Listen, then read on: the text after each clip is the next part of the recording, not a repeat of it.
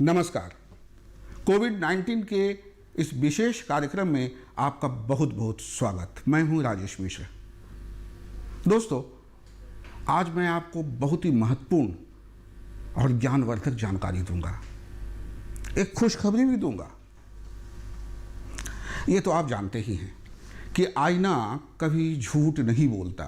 आईना वही दिखाता है जो उसके सामने होता है, लेकिन हर बार ऐसा नहीं होता।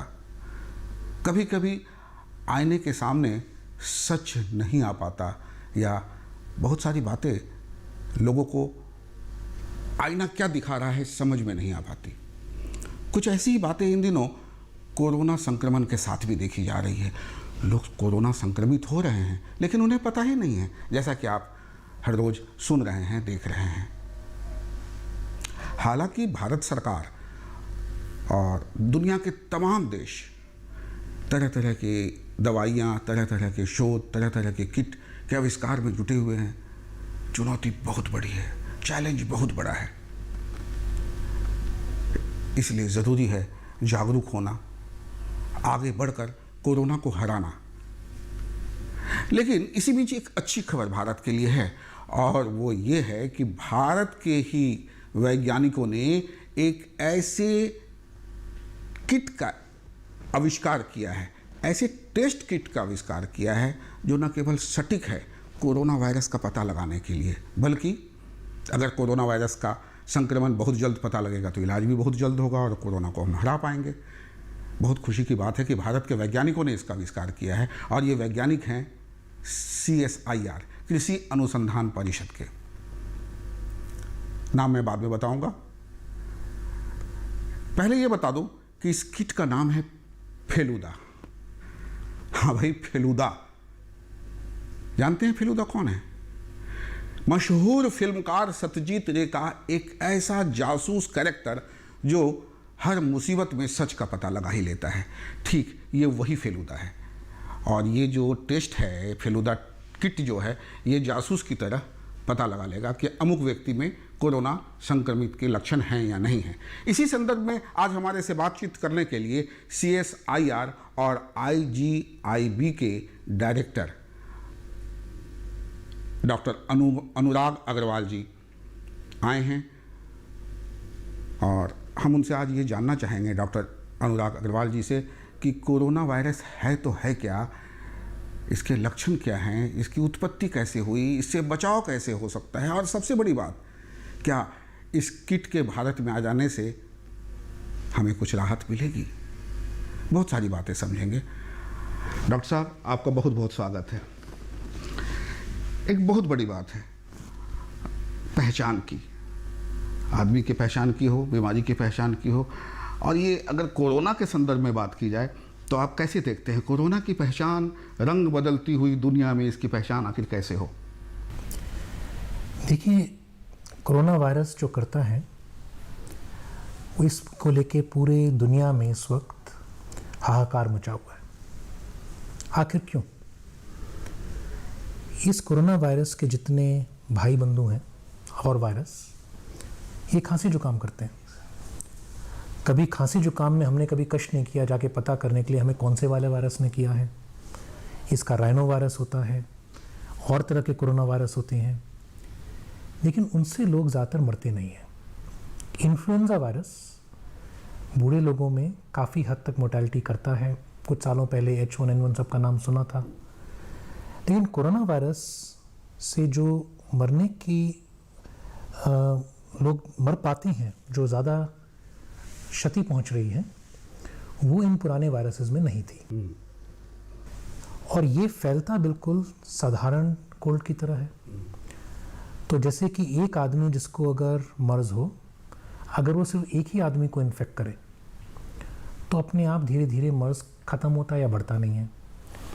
एक आदमी आधे आदमी को इन्फेक्ट करे तो मर्ज ख़त्म हो जाता है। एक आदमी 2 आदमियों को इन्फेक्ट करे तो बढ़ता जाता है। तो उस मामले में ये साधारण फ्लू से ज़्यादा तेज़ है। 3 या 4 आदमी को इन्फेक्ट करता है हर एक आदमी जिसको हुआ। और नॉर्मली आप कहेंगे कि 1% नहीं, 1% का 1/10वां हिस्सा, उससे भी कम लोग कभी मरते हैं किसी और तरह के वायरस में, इस प्रकार के। इसमें अगर आप भारत के नंबर देखेंगे तो आपको 3% मरते नजर आएंगे। अगर आप इटली के नंबर देखेंगे तो 8-9% है। कई लोग कहते हैं कि हमें पता ही नहीं है कितने लोगों को इन्फेक्शन हुआ है, तो ये सब नंबर थोड़े ज़्यादा हैं। असल नंबर 1% के नीचे है, लेकिन तब भी वो नंबर बहुत बड़ा है। तो असल में आपको एक ऐसा वायरस आ गया है जो अगर आपको हो, आप औरों को भी इन्फेक्ट कर सकते हैं, आपके खुद को सीवियर होने का रिस्क भी बढ़ गया है।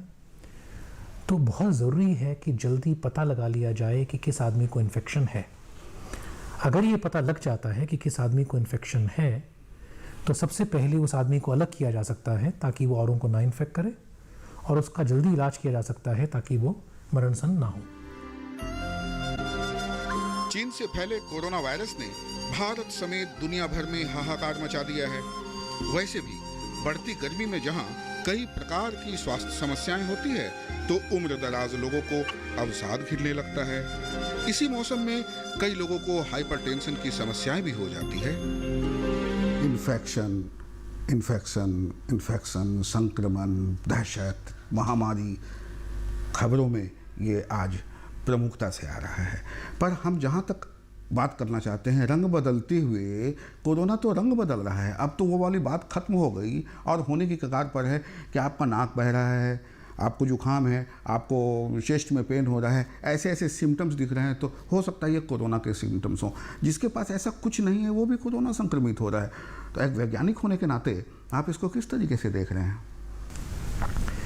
तो कोरोना में ये देखा गया है कि 80% लोगों को शायद बहुत ही हल्के सिम्टम होते हैं या होते ही नहीं है। 20% को तेज सिम्टम होते हैं। उस 20 में से आप मान के चलिए 1/4 और को ज़्यादा तेज़ होते हैं।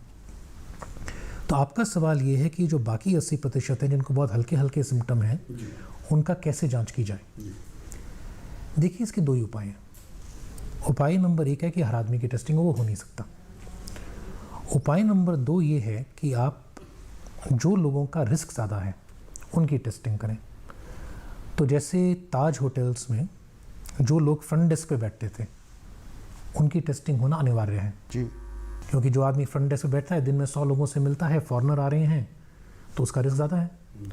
उसे अगर सिम्टम ना भी हो तो भी टेस्टिंग कर पाने का फ़ायदा हो सकता है। फिर होता है कौन सा टेस्ट। कुछ टेस्ट ऐसे हैं जो कि आपकी नाक में कुछ घुसाते हैं, निकालते हैं, PCR करते हैं, RT-PCR करते हैं। कुछ टेस्ट हैं जो खून के बूंद से हो सकते हैं। तो सोचते हुए किस आदमी का क्या रिस्क है, किस आदमी को कोई सिम्टम्स हैं या नहीं है, ये सोचा जा सकता है कि कौन सा टेस्ट किसके लिए किया जाए। हालांकि नाक बहना, गला खराब होना और बुखार जैसी समस्याएं इस मौसम में तो होती है, लेकिन इनमें से बहुत सी समस्याएं अन्य वायरस की वजह से भी हो सकती है। इसलिए आपको जागरूक होना जरूरी है। सर, आप ये मानते हैं कि कोरोना वायरस जो है एक ऐसा वायरस है कि वैज्ञानिकों के लिए एक चैलेंज है, और अभी तक सचमुच में लोगों को समझ में नहीं आ रहा है, बड़े बड़े वैज्ञानिकों को समझ में नहीं आ रहा है कि इसको कैसे रोका जाए। तो उसके लिए क्या कर दिया गया? जागरूकता वाली बात ला दी गई कि भाई अब रोकने का कोई उपाय नहीं है, तो आप अलग ही रहिए, अगले आदमी से टच नहीं कीजिए, बोलिए नहीं। आप एक वैज्ञानिक होने के नाते इसको थोड़ा डिफाइन कीजिए।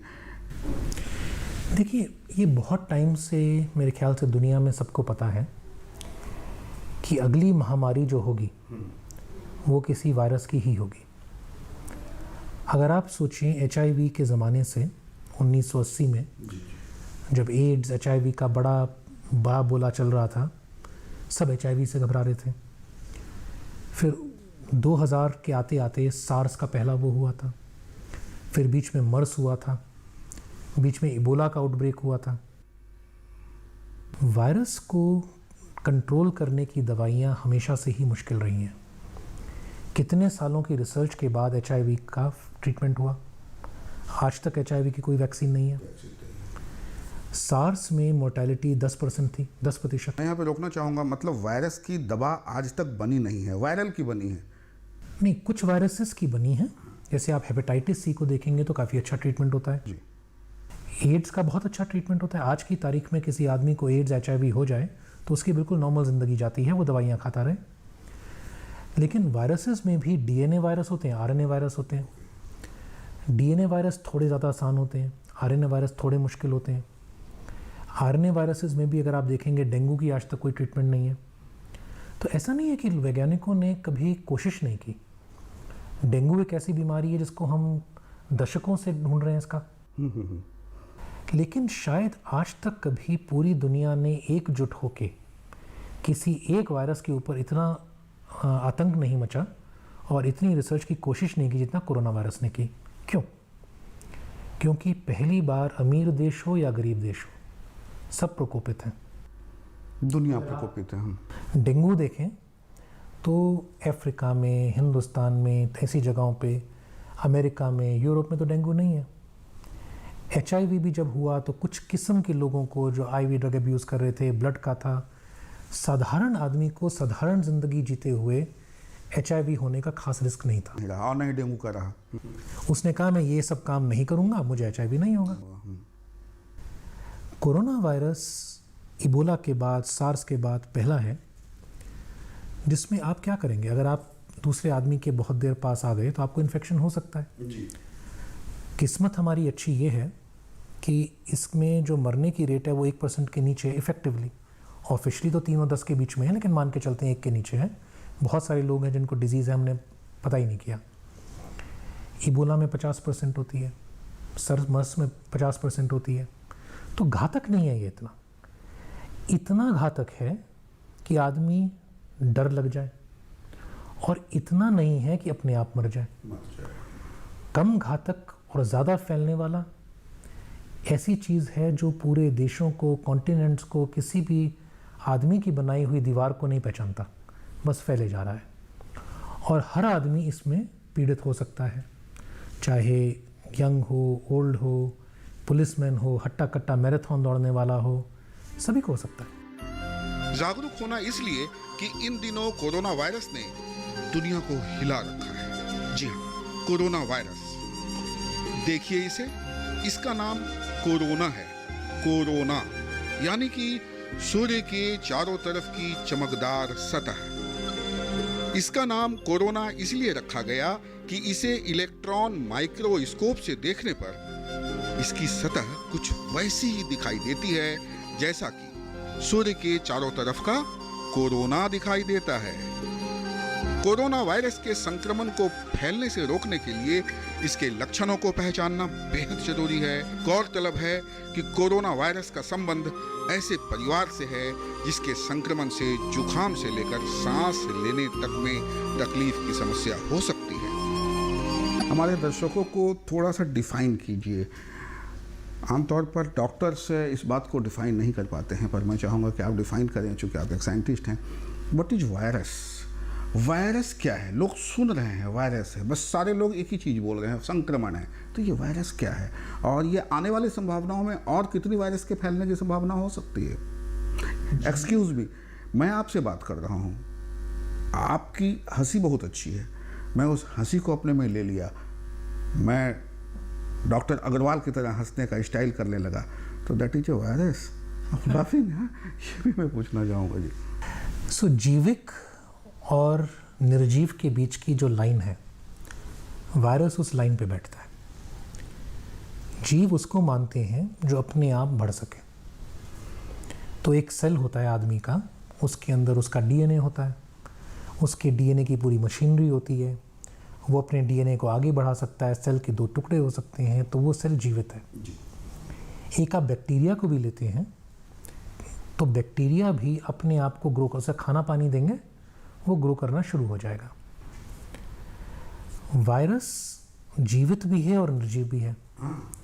उसके अंदर एक RNA या DNA है, थोड़े से प्रोटीन है, इतने नहीं हैं कि वो अपने आप को आगे बढ़ा सके, लड़ सके, वो अपनी कॉपी नहीं बना सकता। इतने प्रोटीन है उसके पास कि वो एक दूसरे सेल के अंदर घुस सकता है। एक बार वो सेल में घुस जाता है तो वो उस सेल के सारे प्रोटीन्स को हाईजैक कर लेता है और उन प्रोटीन्स को लेके वो अपने आप को बनाना शुरू कर देता है। जब वो बन जाता है तो वो सेल को छोड़ता हुआ कभी कभी मार के, कभी कभी बिना मारे निकलना शुरू कर देता है। तो अगर आप अब SARS-CoV-2 जो कि वो वायरस है जो COVID-19 करता है, वो आपके फेफड़ों में घुसा, उसका अपना आरएनए है, बाहर थोड़ा सा उसके में जिसको हम लिपिड बोलते हैं, फैट बोलते हैं, वो है, मेम्ब्रेन है, थोड़े से प्रोटीन है। उस प्रोटीन से वो आपके एक प्रोटीन को पकड़ता है। एक बार उसको पकड़ता है तो अपने आप को आपके सेल में इंजेक्ट कर देता है, आपके सेल में घुस के अपनी कॉपियाँ बनाना शुरू कर देता है। फिर वो कॉपियाँ उस सेल से निकल जाती हैं और अगले सेल में घुस जाती हैं। धीरे धीरे धीरे आपके फेफड़ों के सेलों को वो अटैक करता रहता है और बढ़ता रहता है। और क्योंकि उसमें केवल कुछ नहीं है, थोड़ा सा फैट लिपिड है, थोड़ा सा प्रोटीन है, अंदर एक आरएनए है, आप साबुन के पानी में भी अगर घोल देंगे तो वो ख़त्म हो जाएगा। इसीलिए कहा गया है कि बस साबुन से हाथ धोइए, कोरोना सब खत्म हो जाएगा, क्योंकि कुछ है ही नहीं, एक थोड़ा सा लिपिड है, वो तो घुल जाएगा।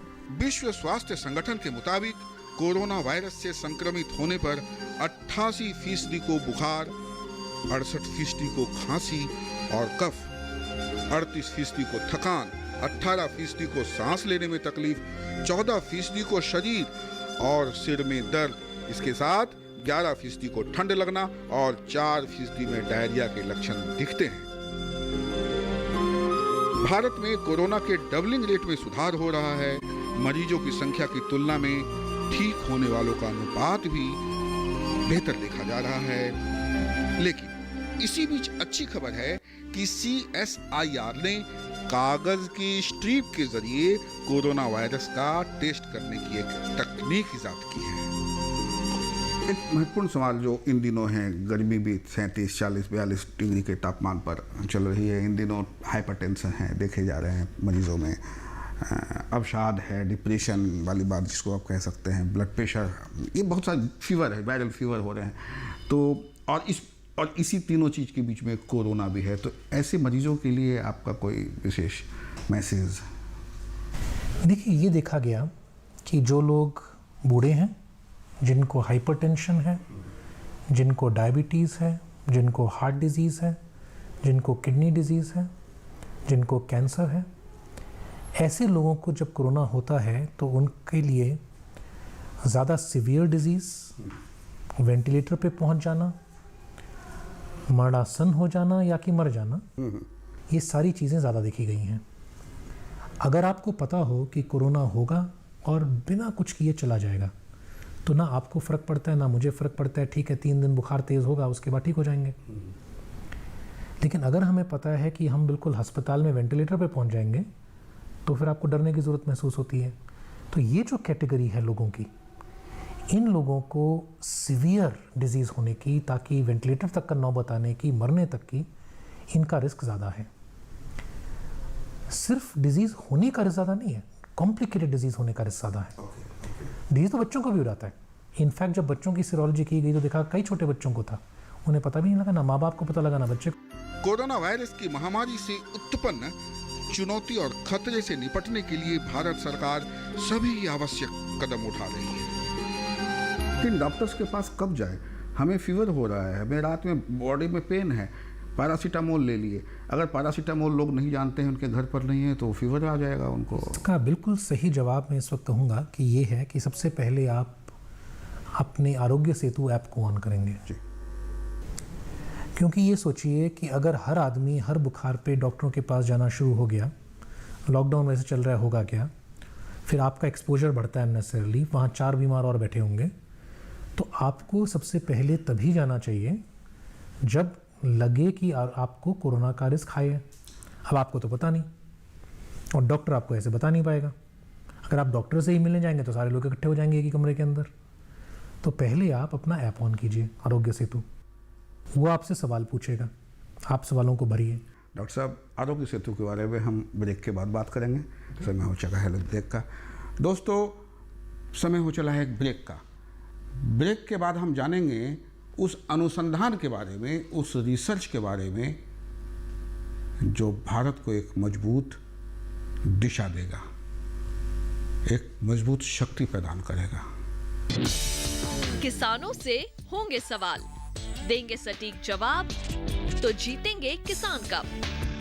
किसानों का खुला मंच, नजर रहेगी कृषि वैज्ञानिकों की। किसान प्रश्न मंच, रविवार शाम 6 बजे। बीमारियों से कैसे बचेगी फसल, मवेशियों की मुश्किलों का क्या है हल, कहां से लाएं बीज, कितनी लगेगी खाद, किसानों के हर फोन का विशेषज्ञ देंगे जवाब। देखिए हेलो किसान लाइव सोमवार से शुक्रवार शाम 6 बजे। ब्रेक के बाद आपका एक बार फिर से स्वागत है। दोस्तों, कोरोना संक्रमण क्या है, कितना ज़्यादा खतरा है, कितना ज़्यादा चैलेंजेस है, इस बात को हम जानेंगे। साथ ही अब इस बात को भी जानेंगे कि आरोग्य सेतु ऐप है तो है क्या, इससे हर लोग किस तरीके से अपने स्वास्थ्य की पूरी जानकारी रख सकते हैं, और अनुसंधान परिषद ने यानी CSIR ने जिस किट का इस्तेमाल, जिस किट का प्रयोग किया है उन 2 वैज्ञानिकों ने, उसके बारे में भी जानेंगे। डॉक्टर साहब, आप बतला रहे थे ब्रेक से पहले आरोग्य सेतु ऐप के बारे में, जी दर्शकों को बतलाएं। जैसे कि मैंने कहा था कि आरोग्य सेतु का मुख्य काम ये है, घर बैठे बैठे बिना डॉक्टरों की क्लिनिक में जाएं, पता लगा लेना कि आपका रिस्क क्या है और क्या आपको टेस्टिंग की ज़रूरत है, और अगर आपको टेस्टिंग की ज़रूरत है तो आपको कहाँ जाना है। तो आरोग्य सेतु आपसे बड़े कुछ साधारण से सवाल पूछता है, बुखार है या नहीं है, छाती में टाइटनेस है या नहीं है, आपको सांस चढ़ रही है या नहीं चढ़ रही। तो ऐसे कई सवालों के जवाब लेता है और वो डिटरमिन करता है कि क्या आपको बिल्कुल साधारण सा कोई फ्लू टाइप है या आपको कोरोना वायरस से आप संक्रमित होने की आपकी चांस है। फिर वो आपको एडवाइस देता है। तो इसमें आपको पता होगा, एक है आरोग्य सेतु मित्र।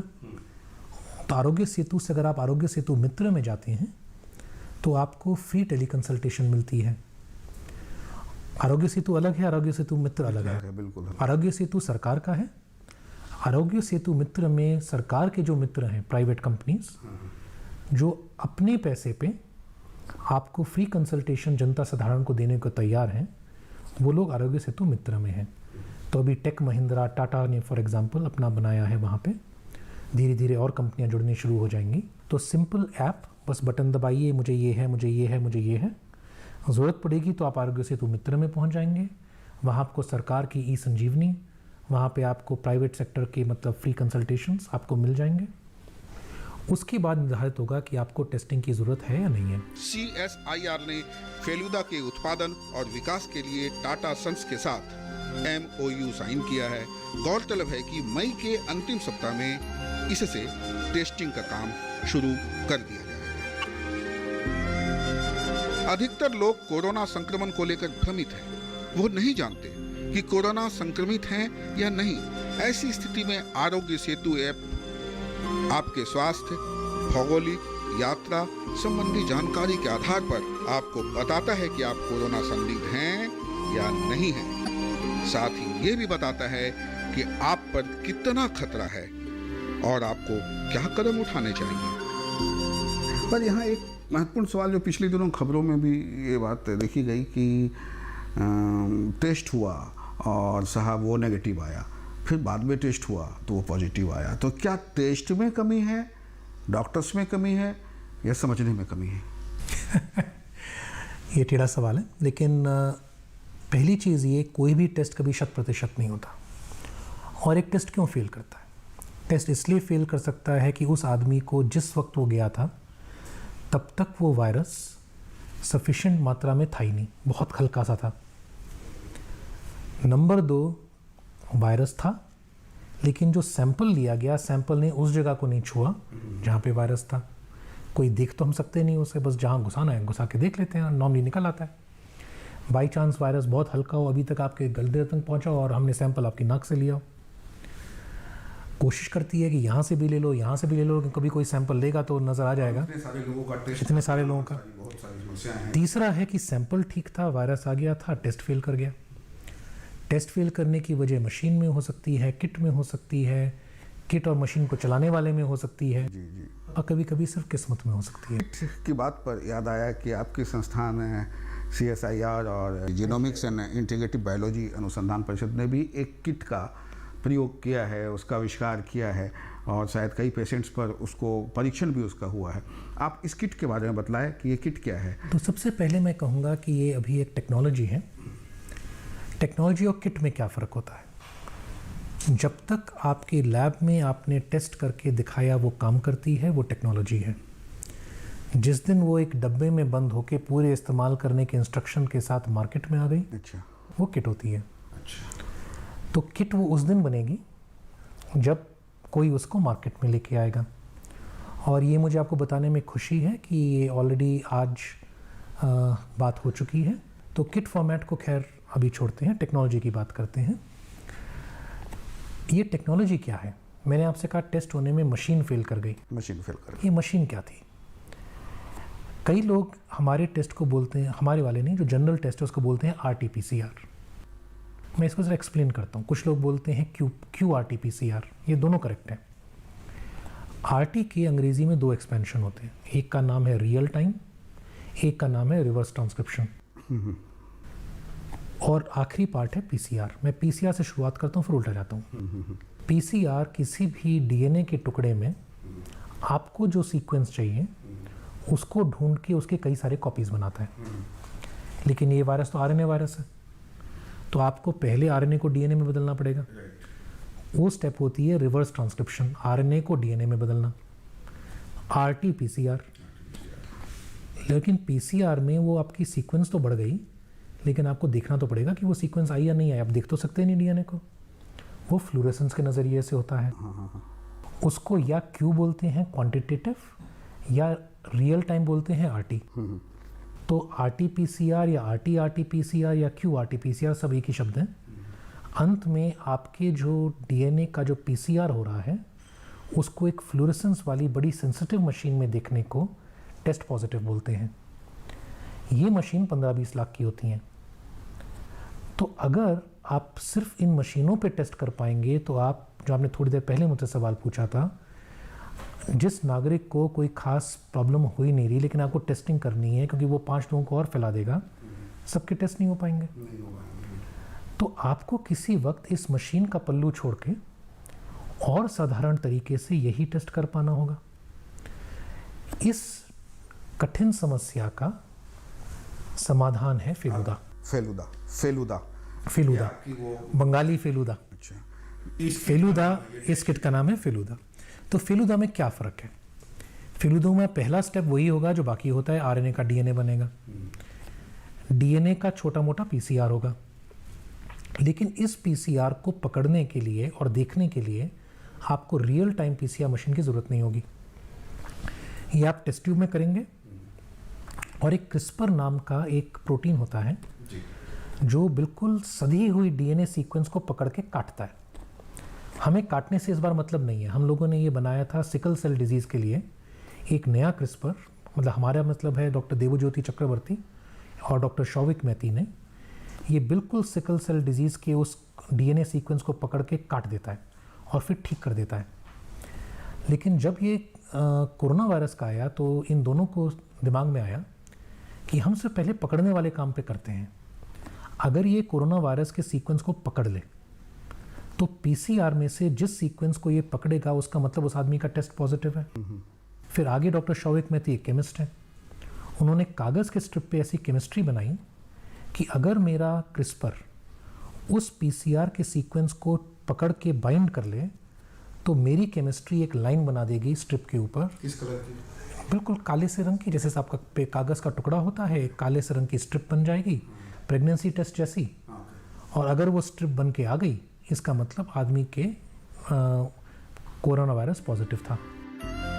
वैश्विक महामारी ने जब से विश्व के कई देशों में पैर पसारे हैं तभी से इसे लेकर तमाम तरह के शोध किए जा रहे हैं। गौरतलब है कि institute of genomics and integrative biology के देवज्योति चक्रवर्ती और डॉक्टर शौविक मैती ने फेलुदा किट पर लंबे समय तक काम किया। तमाम शोधों के बाद निष्कर्ष निकला कि ये किट न केवल कम समय में संक्रमण का पता लगा सकता है बल्कि इसका उपयोग तेजी से फैल रही कोविड-19 महामारी को रोकने में भी किया जा सकता है।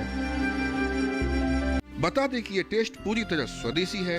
इसकी हर स्ट्रिप पर एक कंट्रोल लाइन और दूसरी टेस्ट लाइन होगी। ओरल स्वेब के पट्टी के संपर्क में आते ही यदि कंट्रोल लाइन रंग बदल देती है तो इसका मतलब है कि पट्टी ठीक से काम कर रही है और मरीज स्वस्थ है, उसे कोरोना का खतरा नहीं है। लेकिन यदि टेस्ट लाइन का रंग बदल जाता है तो इसका अर्थ है मरीज कोरोना पॉजिटिव है। इस बात को हम और भी जारी रखेंगे, पर यहाँ पर मैं आपसे ये पूछना चाहता हूँ कि ये किट फिलहाल हमारे पास डेमो के लिए नहीं है। मान लीजिए कि ये हमारे पास में ये किट है, एक परखनरी टाइप का कुछ होगा, हाँ, उसमें जिस तरीके से प्रेगनेंसी आप टेस्ट करते हैं इसी तरीके से टेस्ट किया जाएगा।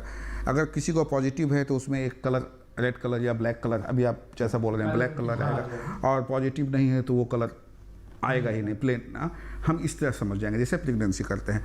लाइक ब्लड प्रेशर हमने देखा, ब्लड प्रेशर, लेकिन यहाँ मैं आपको थोड़ा रोकूंगा, उतना सिंपल नहीं है जितना प्रेगनेंसी में कि आप पेशाब की एक बूंद डालिए उसके ऊपर और एक बैंड आ जाएगा।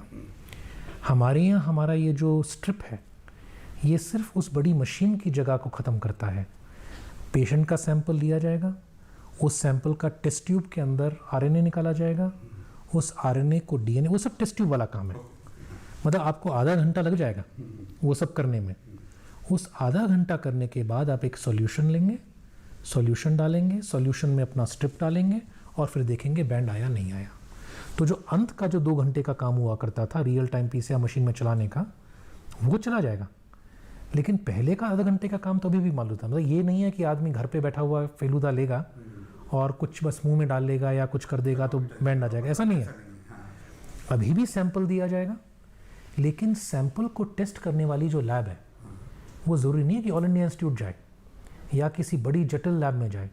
आपके घर के पास में जो नॉर्मल पैथ लैब है, मोहल्ला क्लिनिक में भी आ सकता है। मोहल्ला क्लिनिक भी कर सकती है। मोहल्ला क्लिनिक अभी रखती नहीं है सब कुछ, लेकिन चाहे तो मोहल्ला क्लिनिक भी कर सकती है।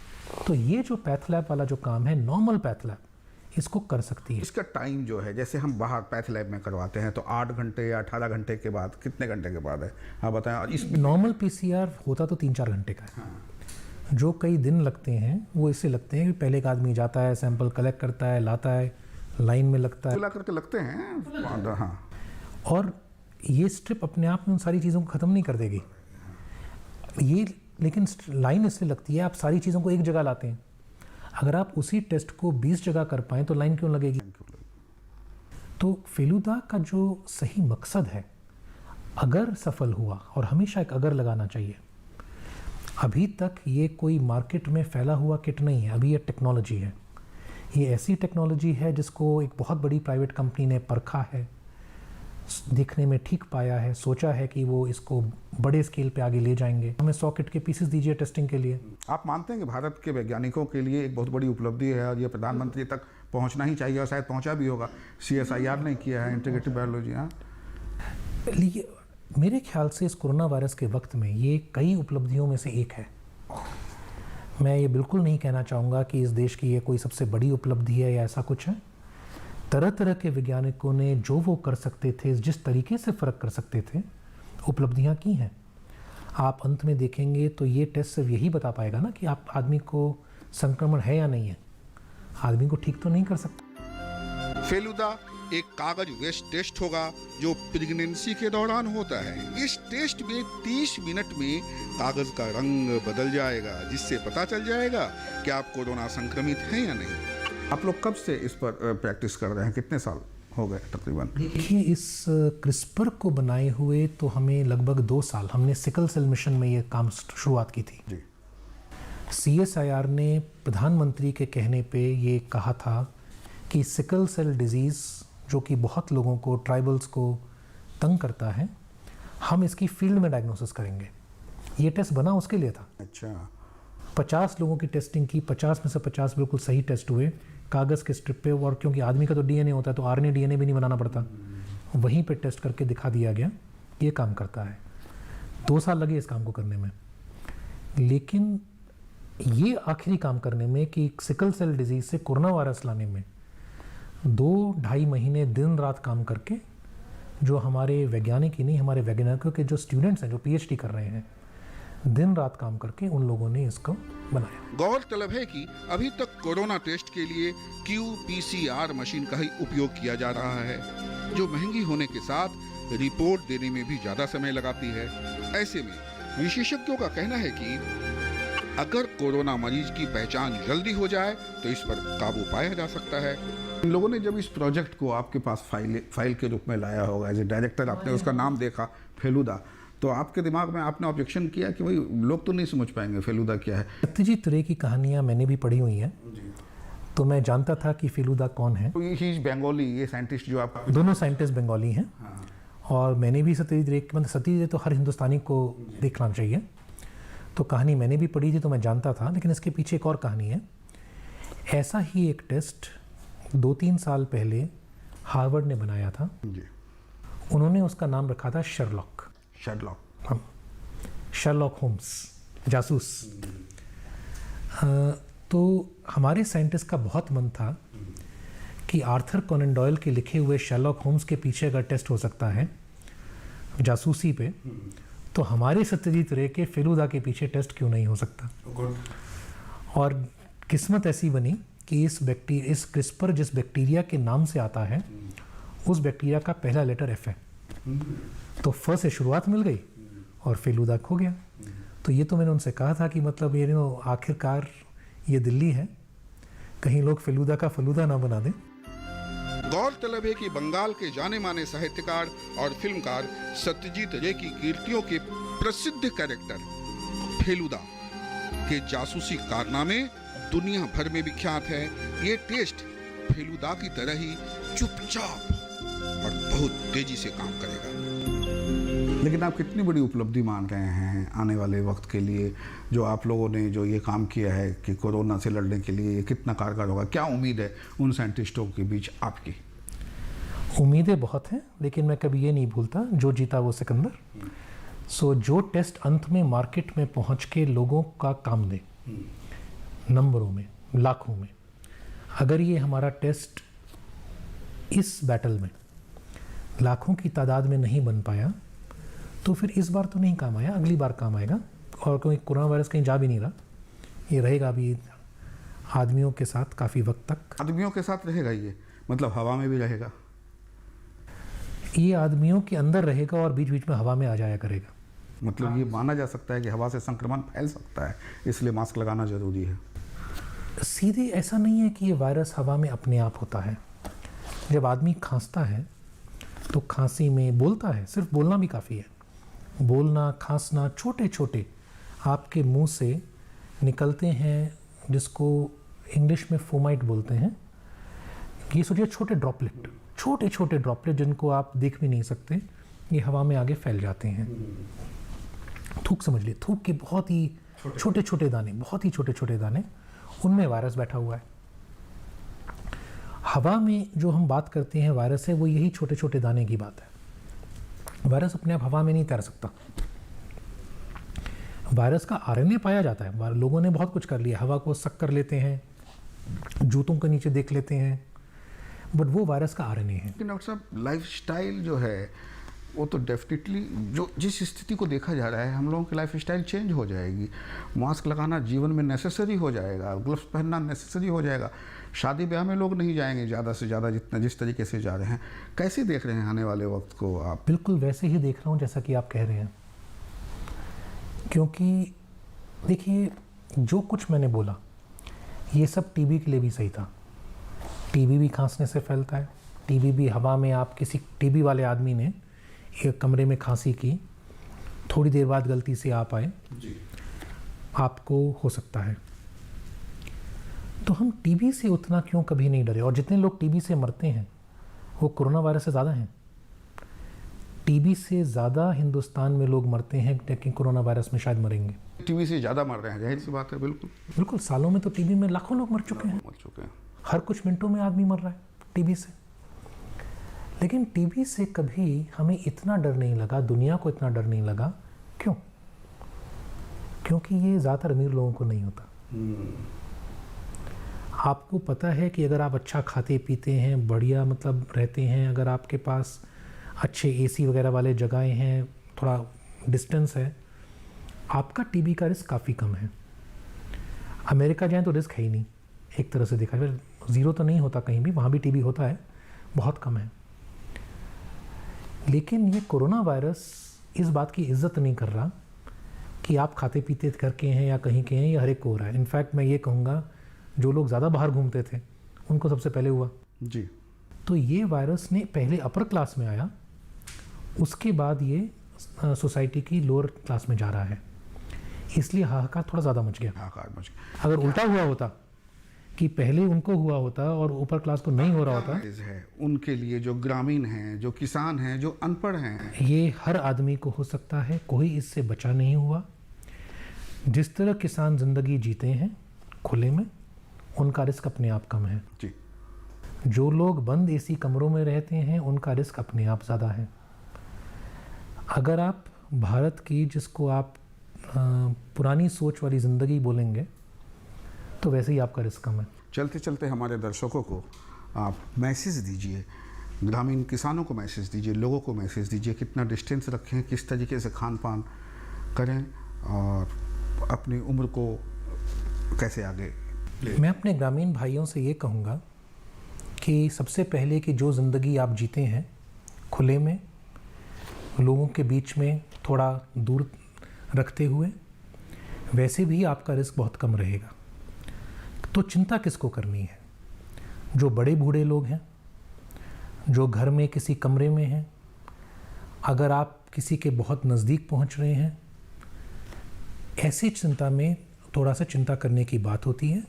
लेकिन अगर आप छोटी छोटी 2 चीज़ें याद रखेंगे, एक, बहुत करीब ना आइए, कहीं खांसते वक्त, कहीं मतलब मुंह पोंछते वक्त, नाक साफ करते वक्त हाथ एकदम धोइए, और जहाँ तक हो सके थोड़ा सा मतलब 2 गज़ की जो दूरी है बना के रखिए।